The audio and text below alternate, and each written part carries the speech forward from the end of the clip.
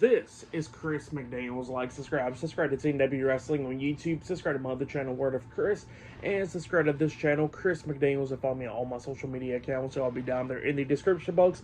And I'm here to do my WWE Friday Night SmackDown July 25th, 2025 reviews. So here we go, discussing about tonight's episode of Friday Night SmackDown. Now we kick off the show where they have a tribute for Hulk Hogan. Now, yesterday, he passed away apparently from a heart attack. So, yeah, he passed away yesterday morning. And, obviously, the wrestling community is split 50-50. A lot of them is, obviously thinking of the thoughts and everything of what Hulk Hogan was and all that stuff. And, loved him as a wrestler and all that stuff with the impact that he's made on the wrestling community. And then you got the other side for, with things that Hulk Hogan said in the past, which obviously was never right at all. But yeah, I mean, you can't really blame those people for, not liking him and all that stuff for that, But yeah, like, it was never right for what he said in the past and done, But, we do got to talk about the SmackDown event, and they did kick off the show with a Hulk Hogan tribute for him. Now, we see a lot of the superstars out there. We see all the SmackDown stars. We see Triple H out there, Jimmy Hart, Ted DiBiase was out there, so many others, Bruce Pritchard, so many people out there. They did a 10 bell salute, and then we see Triple H grab the mic and he starts talking about Hulk Hogan, how much of an impact he made in wrestling and all that, how none of them would be there if it wasn't for Hulk Hogan. And then they showed a tribute video package of Hulk Hogan throughout his career, coming into the WWE in 1979, and obviously running wild throughout the 80s, and joining WCW and the NWO and all that stuff. So yeah, they show like a lot of stuff like that, which was pretty cool. But yeah, like, I can understand a lot of people not liking the man Terry Bollea, but with Hulk Hogan and stuff, he did made wrestling what it is today. And yeah, like, that's one thing that you probably could give him respect on, I guess, right there. But yeah, like, the stuff that he said and done in the past obviously was never right, and I don't blame people for not forgiving him, because that was some terrible stuff for sure. But yeah, a lot more stuff to happen on SmackDown tonight. It is a tribute show to Hulk Hogan, and they are live in Cleveland, Ohio. So yeah, I'll see you guys later until the next thing that happens on Friday Night SmackDown. See you guys later. Till then. So, the next thing to happen on Friday Night SmackDown, we get to the first segment of the night. Now, they already done the Hulk Hogan tribute for him and all that stuff, so out comes Logan Paul. Logan Paul comes out there, and, the fans is booing the hell out of Logan Paul, and then Logan was like, I thought you fans was cheering for me. I thought y'all was chanting, Logan, talking about during the Hulk Hogan stuff, because the fans was cheering for Hulk Hogan. So yeah, that's what Logan Paul was talking about there. And then Logan Paul was talking about Cleveland, Ohio, talking about how, Cleveland, Ohio did not make Logan Paul, how Logan Paul made Cleveland, Ohio, because nobody would ever be talking about Cleveland, Ohio if it wasn't for Logan Paul. So yeah, that's what Logan was talking about there. But then he was talking about the tag team match that him and Drew McIntyre will be having against Randy Orton and Jelly Roll at SummerSlam. And yeah, he was talking about how he's hosting Impulsive TV right now, and he was talking about Jelly Roll, and then he actually introduces Jelly Roll to be a guest on Impulsive TV. So yeah, Jelly Roll comes out there, and he was cutting a pretty decent promo on Logan, and both of them was going back and forth and everything. Jelly Roll was talking about how Logan needs to stop disrespecting the fans and all that stuff, and Logan keeps on disrespecting him, and Jelly Roll was talking about how him and Randy's going to beat them next weekend at SummerSlam. So yeah, that's what he was talking about there. And then we see Drew McIntyre appearing, and then Jelly Roll says that he did not come there alone, and the out comes Randy Orton, and then Randy didn't say anything. He just starts attacking Drew McIntyre, and then Jelly Roll's going at it with Logan Paul, and everybody's going at it. And then outside the ring, we see Drew McIntyre taking out Randy Orton, and then Drew gets inside the ring and he attacks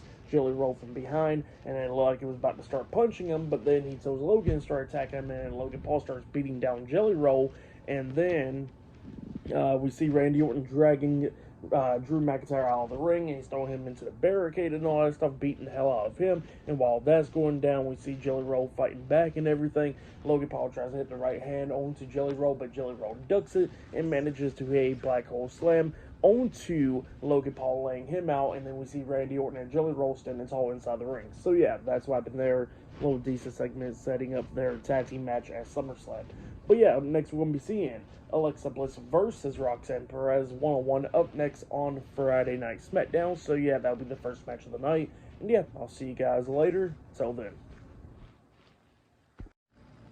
So the next thing to happen on Friday Night SmackDown, we get to the next match of the night. It was one half of the WWE Women's Tag Team Champions, Roxanne Perez, with Raquel Rodriguez at ringside, the Judgment Day, versus Alexa Bliss with Charlotte Flair at ringside. So yeah, it's a one-on-one match between Alexa Bliss and Roxanne Perez.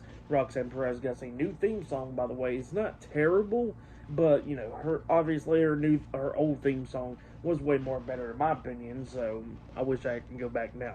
But yeah, we get to this match. In this match, it was going pretty decently. Roxanne and Bliss was going at it back and forth and everything. We see Raquel Rodriguez interfering a couple of times, and then her and Charlotte Flair was going at it outside the ring, but then Raquel was beating down Charlotte, and inside the ring we see Alexa Bliss hitting a DDT onto Roxanne. She climbed up the top turnbuckle, about to hit Twisted Bliss onto Roxanne, but then she spots Raquel grabbing onto Charlotte, and Raquel pushes Charlotte out of the way, and then that's when Alexa Bliss hits a Twisted Bliss onto Roxanne outside the ring off the top turnbuckle, taking her out, and then Bliss gets back inside the ring, but then she gets rolled up for a pin by Roxanne, with Roxanne grabbing onto the ropes to get leverage to get the 1, 2, 3. So yeah, Roxanne Perez defeated Alexa Bliss tonight in a one-on-one match. That's what happened there. Pretty decent match. For that match, I'll give it 2 stars. That's what I'll give it. But yeah, that's what happened right there. But yeah, up next, there was a segment, and then it leads into a match. So yeah, there's still more to come later on tonight on SmackDown. So yeah, I'll see you guys later. Till then. So the next thing to happen on Friday Night SmackDown, we get to the next segment of the night, which leads into a match. So yeah, it was a segment at first where we see Kathy Kelly interviewing Jade Cargill backstage about everything going on at SummerSlam and all that. She was talking about how she's going to win at the Women's Championship and everything at SummerSlam. So yeah, that's what Jada was saying there. She walks off, and then Chelsea Green comes up with Piper Niven and Alba Fire, and then she tells Piper and Alba to go get her some coffee, so they walk away. And then Chelsea Green starts talking crap about Jade Cargill, and Jade Cargill was standing behind her, and then Chelsea turns around, and then Jade punches the hell out of her, and then starts beating her down backstage, and then carries her all the way out to the ring for an impromptu match. So yeah, they got a match inside the ring, and then they was both going back and forth and everything, and we see Piper Niven and Alba Fire coming down there at ringside during this match. And yeah, at the ending, we see Chelsea Green try to hit the Unpretty her onto Jade, but then Jade counters that, hitting Jaded onto Chelsea Green, pinning her for the 3 count. So yeah, Jade Cargill defeated Chelsea Green tonight in a one-on-one match. That's what happened there. And then after the match ended, we see Alba Fire and Piper Niven attacking Jade Cargill after the match, up until the WWE Women's Champion Tiffany Stratton comes out there making the save, helping Jade Cargill, knocking out the Secret Service out of the ring. And then we see Jade grabbing onto the Women's Championship, and then Tiffany grabbing onto the title as well at the same exact time. And then Jade lets her hold the title. So yeah, that's what happened there, setting up their match at SummerSlam. But yeah, for the match and all that stuff, I'll give it all 1.5 stars. That's what I'll give it. But then after that, we see Alexa Bliss backstage in the locker room. She had like a bloody nose and stuff because her nose got busted open during her match against Roxanne Perez tonight. And Charlotte Flair comes up, and then Charlotte was talking about how she'll possibly be thinking about being friends, maybe, after SummerSlam. So yeah, that's what she was saying there. But they said that they gotta win the women's tag team titles at SummerSlam. But yeah, that's what happened there. And yeah, next we're gonna be hearing from Cody Rhodes. So yeah, I'll see you guys later. Till then. So the next thing to happen on Friday Night SmackDown, we get to the next segment of the night where we see the American Nightmare, Cody Rhodes, he makes his way out there to the ring, and he started talking inside the ring, talking about Hulk Hogan at first, and he was talking about, like how he knows that everything's split and all that stuff, but he says that one thing's for sure is that Hulk Hogan pretty much helped out professional wrestling to what it is today. So yeah, that's what Cody Rhodes is saying there. And then he starts talking about John Cena because he says that he got a street fight against John Cena at SummerSlam next weekend. And yeah, that's what Cody Rhodes is talking about there. And Cody was talking about how, how he don't want to face this version of John Cena at all, because this version of John Cena didn't even want to match against Cody Rhodes at SummerSlam. And he says that this version of John Cena is just counting down the days until he's out of the door. So yeah, that's what he says. And he says that, this is a street fight, anything goes and all that. And he says that he wants the old John Cena to come out and fight him. So yeah, that's what Cody Rhodes is saying there, sending a message out to John Cena. But yeah, pretty good promo from Cody Rhodes right there. But then after that, we get to a backstage segment. We see Jacob Fatu cutting a promo talking about what happened last week on Friday Night SmackDown, where Solo Sikoa was trying to frame him and try to get him arrested. And then he was talking about how, now Solo is going to be trapped in a cage with Jacob Fatu. So yeah, that's what Jacob Fatu was talking about. And then all of a sudden, he gets interrupted from his promo by The Miz. So yeah, The Miz returns tonight in Cleveland, Ohio on Friday Night SmackDown, and Miz was talking about how Jacob Fatu took him out a few weeks back, and he says that now he's going to want his revenge on him, and he says that he got a match against him now. And then Jacob Fatu just looks at Miz, and then Miz slaps the hell out of Jacob, and then Jacob was like, oh, you want a match right now? Okay, I'll see you out there. So yeah, up next it'll be Jacob Fatu versus The Miz, one-on-one up next on Friday Night SmackDown. So yeah, that match is up next. But yeah, it's great to see The Miz back. But yeah, I'll see you guys later. Till then. So the next thing to happen on Friday Night SmackDown, we get to the next match of the night. It was Jacob Fatu versus The Miz one-on-one tonight on Friday Night SmackDown. It is great to see The Miz back. But yeah, Jacob Fatu is beating the hell out of Miz. But then during this match, we see Solo Sikoa, JC Mateo, Tangaloa, and Talatonga, the MFT, they come out there during this match, and then we see Jacob Fatu taking them out during this match, hitting a suicide dive on them, but then he hits a pop-up Samoan drop onto Miz inside the ring, pinning him for the 3 count. So yeah, Jacob Fatu defeated The Miz tonight in a one-on-one match, but then after the match ended, we see the MFT coming into the ring, attacking Jacob Fatu after the match, beating him down, but then Jimmy Uso comes running out there, making the save with a steel chair in his hands, taking out Tangaloa and taking out JC Mateo outside of the ring. He takes out Solo as well, and then he hits Talatonga in the back with a steel chair, but then he gets beaten down by the MFT and became 4-on-2, and they was beating down Jacob Fatu and Jimmy Uso, but then Jacob Fatu starts coming back, beating everyone down, hitting super kicks on everyone, laying out Solo. He has a hip attack on the Solo in the corner. He grabs his steel chair, wrapping it around Solo, trying to hit the hip attack once again onto him, but then Talatonga comes in there, hitting a clothesline onto Jacob Fatu, turning him inside out. He picks him up.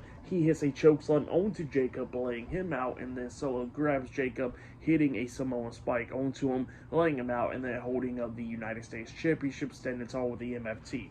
So yeah, that's what happened there. The MFT laying out Jacob Fatu tonight, heading into the match at SummerSlam next weekend. But yeah, that's what happened there for the match for Miz and Jacob Fatu, and what happened after the match and all that stuff. I'll give it all 3 stars. That's what I'll give it. But then after that, we see Kathy Kelly interviewing Angelo Dawkins and Montez Ford, the Street Profits, backstage, and the Profits was talking about how they was in the match last week to determine the number 1 contenders for the WWE Tag Team Championships. But they said that they're going to be watching closely tonight with what happens with the YS6 and Andrade and Rey Fenix. And then we see DIY coming over there, Tommaso Ciampa, Johnny Gargano, Candice LeRae, and they was talking, and then the Street Profits started making fun of them about what happened last week and all that, and DIY was not too happy, and then they walked off. So yeah, that's what happened there. But yeah, the YS6 will be defending the WWE Tag Team Championships up against Andrade and Rey Fenix up next on SmackDown. So yeah, I'll see you guys later. Till then. So the next thing to happen on Friday Night SmackDown, we get to the main event. But before we talk about the main event, we gotta talk about a backstage segment. So yeah, we see Zelina Vega going up to the WWE Women's United States Champion Julia backstage, and she was talking to her. But then Kiana James returns, and now she is Julia's manager. And Kiana James tells Zelina Vega that match is set up for next week's SmackDown, where Julia will be defending the Women's United States Championship up against Zelina Vega. So yeah, that match is now made official. But then after that, we get to the main event. It was the WWE Tag Team Champions, Dexter Lumis and Joe Gacy, with Uncle Howdy, Eric Rowan, and Nikki Cross. The YS6 versus Andrade and Rey Fenix in a tag team match for the WWE Tag Team Championship. So yeah, we get to this match, and this match was pretty good. It was back and forth and everything. But then at the ending, we see Rey Fenix taking out, I think it was Dexter Lumis, and then we see Andrade hit the messenger on the Joe Gacy. I think he hit the messenger on the Gacy, but yeah, he pinned him. 1, 2, Nikki Cross drags the referee out of the ring, and the referee calls for the bell, so it ends in the disqualification. So I don't know if it ended in a no contest or Andrade and Rey Fenix picked up the win by DQ, but the YS6 retains the WWE Tag Team Championships. But then after the match ended, that's when we see Eric Rowan getting involved, brawling and everything with Andrade and Rey Fenix, and every tag team comes out there. Fraxium, Motor City Machine Guns, the Street Profits, and DIY. All the tag teams is brawling at the end of the show, and then we see the SmackDown General Manager Nick Aldis getting into the ring, grabbing the mic, and he makes a match official at SummerSlam, where the tag team titles will be defended in a TLC match with all the tag teams involved. So yeah, the YS6 versus Fraxium versus the Street Profits versus DIY versus Andrade and Rey Fenix versus Motor City Machine Guns. 6 tag teams involved in this TLC match for the WWE Tag Team Championships at SummerSlam. So yeah, that's the match that will involve. But yeah, that was the ending of SmackDown. I'll say that match was match of the night. Right there was the main event. I'll give the main event, and what happened after it, all 3.5 stars. That's what I'll give it. But yeah, for tonight's episode of SmackDown, I'll give it 8.5 stars. That's what I'll give it. Pretty decent show. But yeah, that has been my Friday Night SmackDown, July 25th, 2025 review. So yeah, I'll see you guys later. Till then. Like, subscribe to CW Wrestling on YouTube, follow all my social media accounts. I'll be down there in the description box, and I'll see you guys later for this Monday's Monday Night Raw reviews. See you guys later. Till then.